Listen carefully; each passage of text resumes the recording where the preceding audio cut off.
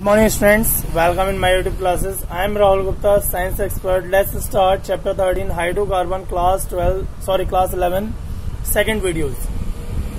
Subscribe my YouTube channel Chemistry Learning with Rahul Gupta, and that is class 11 chapter 13 hydrocarbons video 2. Students start करते हैं. चलिए alkenes. Students एल्कोइन्स की बात करेंगे तो एल्कीन जो है उसका जनरल फॉर्मूला जो होता है वो आपका होता है CnH2n. अब देखिए एल्कीन्स जो है वो नॉर्मली आपका अनसैचुरेटेड हाइड्रोकार्बन होता है.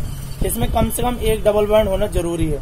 ठीक है, इन्हें ओलेफिन्स भी बोलते हैं क्योंकि ऑयल से फॉर्मिंग होते हैं. और फर्स्ट मेंबर इसका इथीन C2H4. डबल बॉन्ड के स्ट्रक्चर की बात करते हैं. sp² हाइब्रिडाइजेशन होता है. इसमें दो S2p ऑर्बिटल्स होती हैं. बॉन्ड लेंथ 134 और कार्बन कार्बन की 154 पिकोमीटर रहती है. बॉन्ड एंगल की बात करें तो बॉन्ड एंगल देख लीजिए.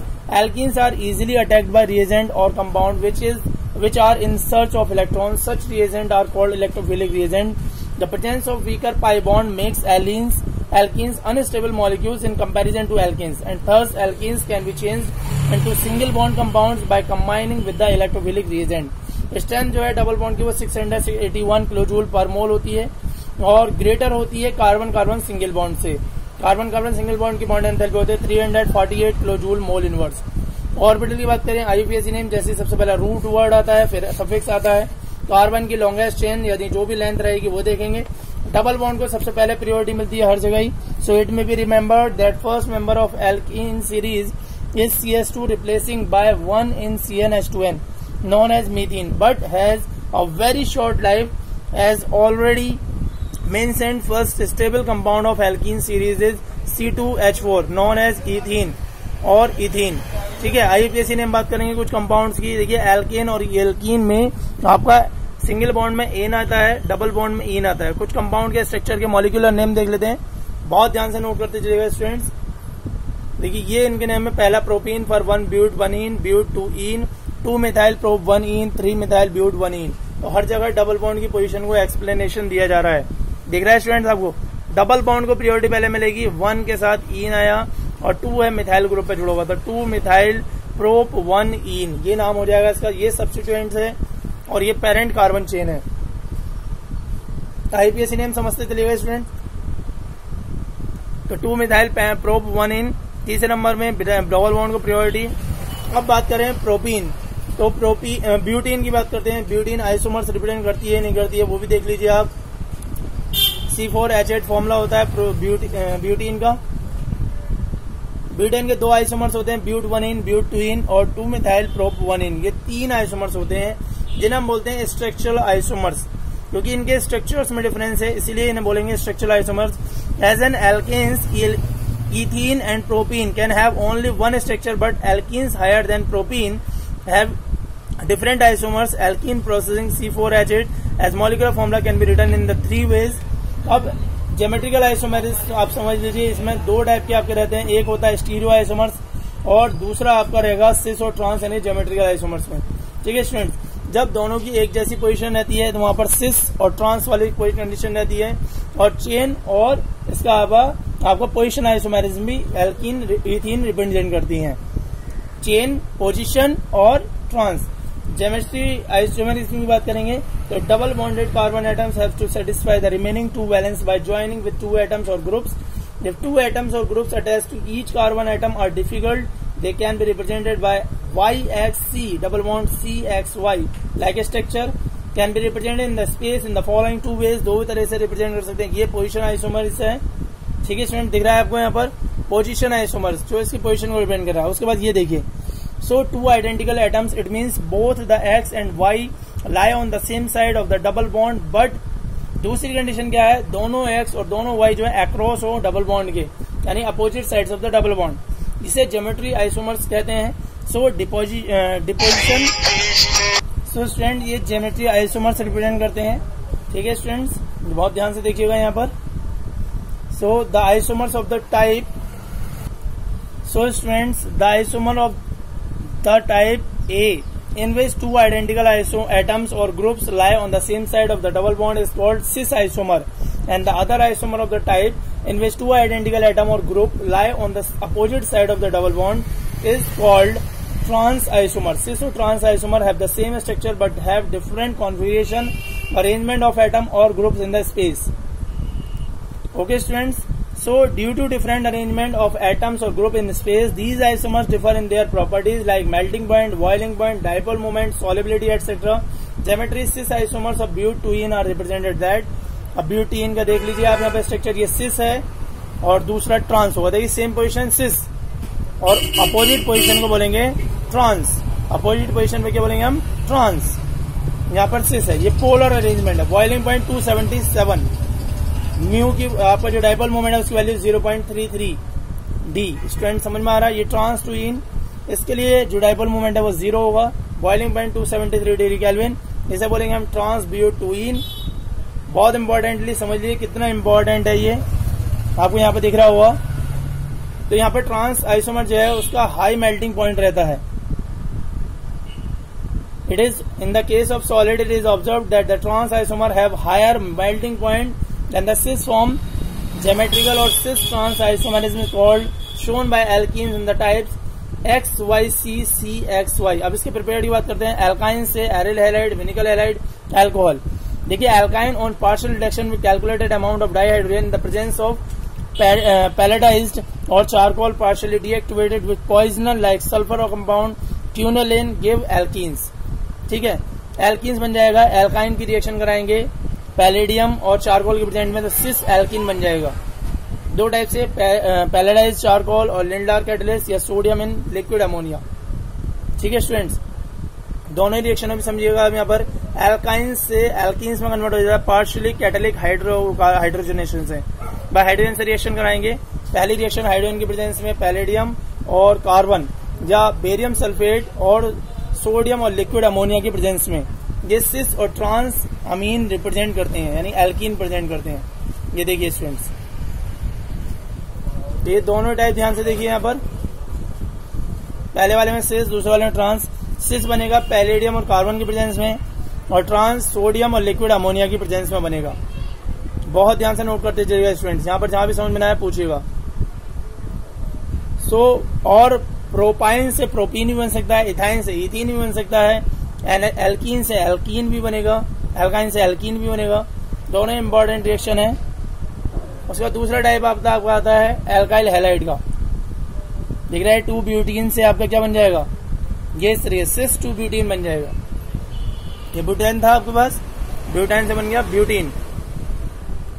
ये देखिए ट्रांस, बस केवल कैटलिस्ट की प्रेजेंस है। Next aryl halide. Aryl halide RX, dehydrogenation कहते हैं इसे। On heating with alcoholic potassium hydroxide dissolve in alcohol और से ethanol eliminate 1 molecule of hydrogen atom to form alkenes. This reaction is known dehydrohalonation. It means removal of halogen acid. This is example of beta elimination reaction. Since hydrogen atom is eliminated from the beta carbon atom, देखिए यहाँ पर beta carbon atom हट जाएगा उसको से। ये आपका यहाँ से अल्फा वाले पे हाइड्रोजन जुड़ा हुआ है। इसमें क्लोरीन, ब्रोमीन, आयोडीन तीनों टाइप की रिएक्शन हो सकती है। एल्कालिक पोटेशियम हाइड्रोक्साइड लिया हीट करने के लिए। So nature of halogen atom and the alkyl group will determine rate of the reaction. It is observed that for halogen the rate is iodine greater, bromide, फिर chlorine, while for aryl groups it is third, फिर secondary, फिर primary. Chlorine से देखिए ethene बन रहा है, देख रहे स्टूडेंट्स। दूसरा आता है फ्रॉम विनिकल हैलाइड, विनिकल डाइहैलाइड। इंपॉर्टेंट रिएक्शन में नोट करते रहिए। 2 ब्यूटीन 1 ब्यूटीन, दोनों कंडीशन देख लिए। 2 ब्रोमोब्यूटेन, वहां पर डाई सब्स्टिट्यूटेड एल्कीन बना 80% प्रीफर्ड प्रोडक्ट, यहाँ मोनो सब्स्टिट्यूटेड 20%। उसके बाद आता है आपका विनिकल डाइहैलाइड वाला कंडीशन। देखिए डाइहैलाइड in which 2 halogen atom are attached to adjacent carbon atom are known as vinyl dihalide. Vinyl dihalide are treatment with zinc metal lose a molecule of zinc dihalide to form an alkene. This reaction is called dehalogenation. इसे बोलते हैं dehalogenation. दोनों ही molecule वहां से हट जाएंगे और zinc dibromide बन जाएगा।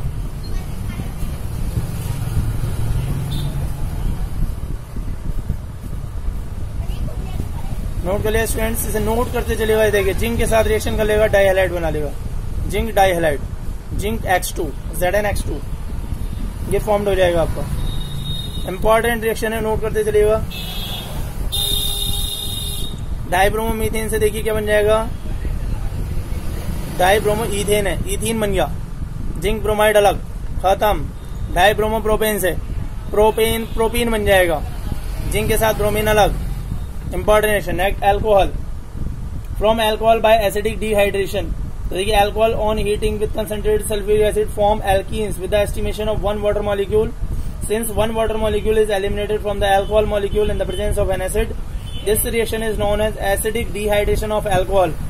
एग्जाम्पल है बीटा एलिमिनेशन रिएक्शन का। ठीक है स्टूडेंट्स, देखिए इथेनॉल से क्या बन जाएगा, इथीन बन जाएगा कंसंट्रेटेड सल्फ्यूरिक एसिड की प्रेजेंस में हीट करने पर, ये रिएक्शन फॉर्म्ड होगा, बन गया वाटर मॉलिक्यूल वहां पर सेपरेट। सो स्टूडेंट्स ये इंपॉर्टेंट रिएक्शन है आपकी, जिनमें प्रिपरेशन ऑफ एल्कीन्स आप स्टडी कर रहे हैं। डिहाइड्रेशन 3 प्रोसेस में होता है, देख लीजिए इधर। पहले H+N वहां से रिलीज होगा इस तरीके से, ये आपके मॉलिक्यूल सेपरेट हो गए। यहाँ पर OH पे O पर आपका लॉन पेयर आ जाएगा, इस तरीके से रिमूव हो जाएगा वहां पर।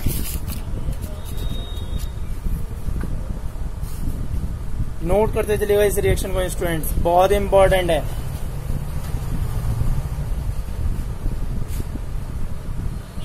तो 2-ब्यूटेनॉल से क्या बन जाएगा आपका, ब्यूटीन बन जाएगा। क्या बन जाएगा, ब्यूटीन। ये देखिए 2-ब्यूटीन या 1-ब्यूटीन, उससे कोई फर्क नहीं पड़ता।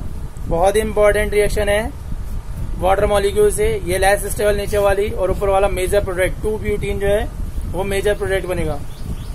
अब एल्कीन्स को हमने 4 तरीके से प्रिपेयर किया। एल्काइन से एरिल हैलाइड, ठीक है। फिजिकल प्रॉपर्टी बात करते हैं, तो देखिए फिजिकल प्रॉपर्टीज में isomerism, difference in polar mixture, first 3 members gas, next 14 members liquid and higher ones are solid. Ethene are colorless gas with a faint sweet smell. All other alkenes are colorless, odorless, insoluble in water but fairly soluble in non-polar solvent like benzene, petroleum, ether. They show a regular increase in boiling point with increase in size. Every CS2 group added increase boiling point 20 to 30 Kelvin. Like alkanes, straight chain alkenes have higher boiling point than isomeric branch chain compound. Next chemical properties में आ जाइए। Chemical property में first edition of, देखिए addition किस तरीके से हो रहा है, इलेक्ट्रोफिलिक सब्स्टिट्यूशन रिएक्शन रिप्रेजेंट करेगा वहां पर। ये डाई हाइड्रोजन ऐड करेगा तो वो आपका हैलोजन बन जाएगा। ये तो आपने एल्केन बनेगा, आपने पहले ही पढ़ लिया था। Addition of dihydrogen, addition of halogen, ये सारे रिएक्शन आपको यहाँ पर स्टडी करनी है, बहुत ही इंपॉर्टेंट रिएक्शंस हैं। तो डाइहाइड्रोजन में क्या है, आपका हाइड्रोजन ऐड करेंगे निकल, पैलेडियम और प्लेटिनियम की प्रेजेंस में, और ये एल्कीन में कन्वर्ट हो जाएगा। एल्कीन इंपॉर्टेंट रिएक्शन, ये किस तरीके से यहाँ पर एल्कीन में कन्वर्ट हो गया। सिस एडिशन फॉर्म कर लेगा यहाँ पर। दूसरा है आपका एडिशन ऑफ हैलोजन। तो ये जो कैटलिस्ट की प्रेजेंस में रिएक्शन होता है निकल, पैलेडियम और प्लेटिनियम की प्रेजेंस में, और एल्कीन कन्वर्ट हो जाता है एल्कीन में। इथीन जैसे इथेन में कन्वर्ट हो गया, प्रोपीन प्रोपेन में कन्वर्ट हो गया। नेक्स्ट है एडिशन ऑफ हैलोजन। अब हैलोजन भी बिल्कुल उसी तरह सुटेबल हो जाते हैं, और 1,2 डाई दोनों ही पोजीशन पर वहां पर फॉर्म्ड हो जाते हैं, आपका एल्केन भी और एल्कीन भी। ठीक है, जैसे आपका एल्कीन ने क्लोरीन के साथ रिएक्शन करा, ब्रोमीन के साथ रिएक्शन करा, तो दोनों पॉइंट पर आपका जो है पहले क्लोरीन फॉर्म हो जाएगा, फिर ब्रोमीन फॉर्म हो जाएगा। कार्बन टेट्राक्लोराइड की प्रेजेंस में रिएक्शन होती है, इंपॉर्टेंट रिएक्शन है। इथीन की ब्रोमीन के साथ रिएक्शन कराए तो क्या बन गया, 1,2 डाई ब्रोमो इथेन बन गया। ऐसे ही आप प्रोपेन के साथ करेंगे तो वहां पर भी 1,2 डाई क्लोरो प्रोपेन बन जाएगा। इंपॉर्टेंट रिएक्शन है ये दोनों। कार्बन टेट्राक्लोराइड कैटलिस्ट की प्रेजेंस में रिएक्शन होती है। क्लोरीन के साथ कराएं, ब्रोमीन के साथ कराएं। देखिए bromine get colour decolourised, reddish brown colour रहेगा, ब्रोमीन उसे क्या करेगा, डी कलराइज कर देगा, यानी कलरलेस कर देगा। उसके बाद आता है addition of halogen acids. Halogen acids की बात करें तो जैसे जैसे एल्कीन की रिएक्शन करेंगे एरिल हैलाइड बन जाएगा। Order of reactor of hydrogen halide इस पहले हाइड्रोजन आयोडाइड रिएक्शन करेगा, फिर हाइड्रोजन ब्रोमाइड, फिर hydrogen chloride. Like addition of halogen to alkenes, addition of hydrogen halide is also an example of electrophilic addition reaction. बिल्कुल hydrogen bromide की reaction अभी आपको दिखाएंगे। यहाँ पर मैकेनिज्म इसकी बहुत इंपॉर्टेंट है। सिमेट्रिकल एल्कीन के साथ रिएक्शन करेगा, addition reaction to hydrogen bromide to symmetrical alkenes, similar group attach to double bond take place by electrophilic addition mechanism. Unsymmetrical के साथ रिएक्शन करेगा, देखो हाइड्रोजन हैलाइड, तो 1 haloalkane 2 haloalkane, 2 type में reaction वहां पर form कर देगा। ये डिपेंड करता है हमारे डबल बॉन्ड की पोजीशन पर। डबल बॉन्ड की जो पोजीशन है वो अल्फा कार्बन बीटा कार्बन कहां पर है। मेजर कंपाउंड 2 ब्रोमोप्रोपेन बन गया, minor compound of 1 haloalkane. इसी पर दोनों रूल है, Markovnikov rule. During the addition of an symmetrical reagent to an unsymmetrical alkenes to the negative part of the addendum is added to the unsaturated carbon with possess lesser number of hydrogen। जिधर less number of hydrogen होंगे उधर add होगा आपका hydrogen part. ये Markovnikov rule ने कहा था। Russian scientist थे, 1869 में इन्होंने जनरलाइजेशन दिया था और इसी को हम बोलते हैं मार्कोनिकॉफ रूल। ठीक है स्टूडेंट्स, इसकी मैकेनिज्म बहुत इंपॉर्टेंट है। मैकेनिज्म देखिएगा अभी, बहुत इंपॉर्टेंट मैकेनिज्म। स्टेप 1 में देखिए आप ब्रोमाइड आयन बन गया। स्टेप 2 यहाँ पर जो है वो कंबाइंड स्टेप बन जाएगा और इसमें लेस और आपका मोर स्टेबल दोनों, यानी प्राइमरी और कार्बोकैटायन और सेकेंडरी कार्बोकैटायन दोनों ही वर्क करेंगे एक साथ। अनसिमेट्रिकल एल्कीन फॉर्म हो जाएगा। एंटी मार्कोनिकॉफ रूल की बात करते हैं, बहुत इंपॉर्टेंट ये भी। इसे बोलते हैं हम खरास इफेक्ट या पेरोक्साइड इफेक्ट, तीनों नाम है। FR मारियो ने दिया था, एंटी पेरोक्साइड के जस्ट अपोजिट में दिया था। In the presence of peroxide addition of hydrogen bromide to unsymmetrical alkenes like properties आपकी टेक प्लेस कर लीजिए उसमें मार्कोनिकॉफ रूल की जगह। जैसे हाइड्रोजन ब्रोमाइड में उन्होंने कहा जिधर हाइड्रोजन कम होंगे उधर की तरफ हमारी पोजीशन आएगी। FR मारियो ने 1933 में ये दिया था। यूनिवर्सिटी ऑफ शिकागो के साइंटिस्ट थे, उन्होंने इसे पेरोक्साइड इफेक्ट यानी पेरोक्साइड की प्रेजेंस में जो बेंजील पेरोक्साइड होता है उसकी प्रेजेंस में रिएक्शन दी थी। स्टूडेंट ये क्लास 12 में भी आपको पढ़ने के लिए मिलेगा, बहुत ही इंपॉर्टेंट है मार्कोनिकॉफ। पहले प्राइमरी और सेकेंडरी फ्री रेडिकल बन जाएंगे और उसके बाद फ्री रेडिकल रिएक्शन करेंगे हाइड्रोजन ब्रोमाइड के साथ। तो ये मैकेनिज्म भी आपको रिएक्शन करनी है। पहले होमोलाइसिस होगा तीनों ही कंडीशन में। जब आप फर्स्ट स्टेज कर रहे हैं, सेकंड स्टेज कर रहे हैं, थर्ड स्टेज कर रहे हैं, तीनों में होमोलाइसिस हो रहा है।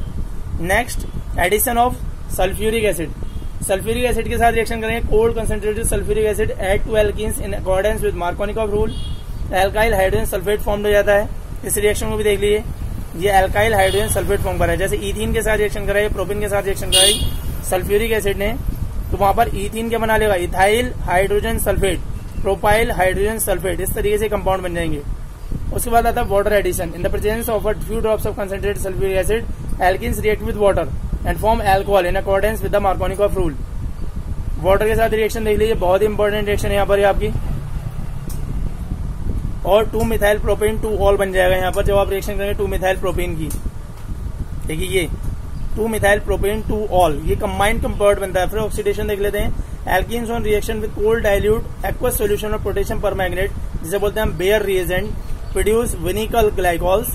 Decolourisation of potassium permanganate solution is used as a test for the unsaturation. ये बेयर रिएजेंट आप ध्यान रखिएगा, यहाँ पर इंपॉर्टेंट रिएजेंट है।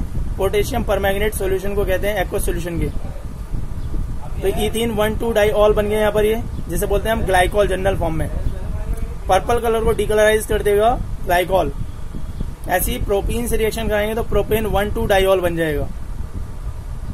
इसकी एक रिएक्शन और है, एसिडिक पोटेशियम परमैंगनेट और acidic potassium dichromate oxidised alkenes to ketones और acid depending upon the nature of alkenes and the experiment condition also. ये देखिए पोटेशियम परमैंगनेट की प्रेजेंस में रिएक्शन है, ये एसिडिक कंडीशन है। यहाँ पर आपका कीटोन बनेगा और कार्बोक्सिलिक एसिड, दोनों ही चीजें बन सकती हैं। बस हमारा जो है डिपेंड करता है एल्कीन्स पर कि एल्कीन की प्रॉपर्टीज क्या हैं। यदि लेंदी एल्कीन लेंगे तो वहां पर आप लेंदी में आपका ये कंपाउंड अलग अलग फॉर्म हो जाएंगे। Next ozone analysis. Ozone analysis of alkenes involve the addition of ozone molecule to alkene to form ozonide and then cleavage of the ozonide by zinc water to similar molecules. This reaction is highly useful in detecting the position of the double bond in the alkenes और other unsaturated compound। ठीक है, ozone के साथ reaction करेगा, ये compound form कर लेगा। पहले प्रोपीन की रिएक्शन कराए, प्रोपीन ओजोनाइड बना लिया। इथीन से कराए, इथीन ओजोनाइड बना देगा। ऐसी फिर आपका मीथेनॉल हो जाएगा और इथेनॉल अलग होगा। The oxidation of alkenes by ozone to form ozonide followed by the decomposition with water is termed is ozonolysis. यदि आप प्रोपीन की रिएक्शन करेंगे, प्रोपीन ओजोनाइड बन जाएगा, फिर इथेनॉल और मीथेनॉल। और वहीं आप 2 मिथाइल प्रोपेन की करेंगे तो ओजोनाइड, तो वहां पर प्रोपेन 2 ऑल बन जाएगा और एल्डिहाइड ग्रुप बन जाएगा। ये प्रोपीन की रिएक्शन देख लीजिए ओजोन के साथ। पहले प्रोपीन ओजोनाइड बन गया, उसके बाद मीथेनॉल और इथेनॉल बन जाएगा सेकंड स्टेप में। ये बॉन्ड बीच में से ब्रेक हो जाएंगे।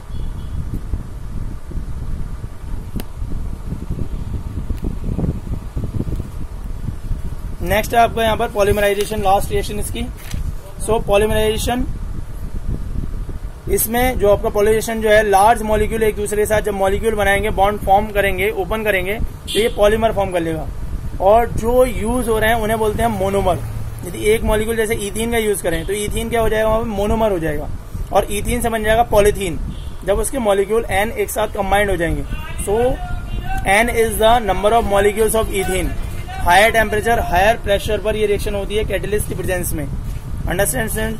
देखिए यहाँ पर आप कार्बोनेटिव टॉक्सिसिटी के बारे में बात करेंगे आगे। In the next video we will discuss about the carbonicity and toxicity. अभी आपका एल्काइंस एक टॉपिक और रह गया है, ठीक है students? Okay students, thanks for watching this video. Stay at home, be safe, enjoy family, goodbye students. यहाँ पर आपकी सेकंड वीडियो पूरी हुई, इसके बाद एक वीडियो और एल्काइंस और कार्बोनेटिव और टॉक्सिसिटी की।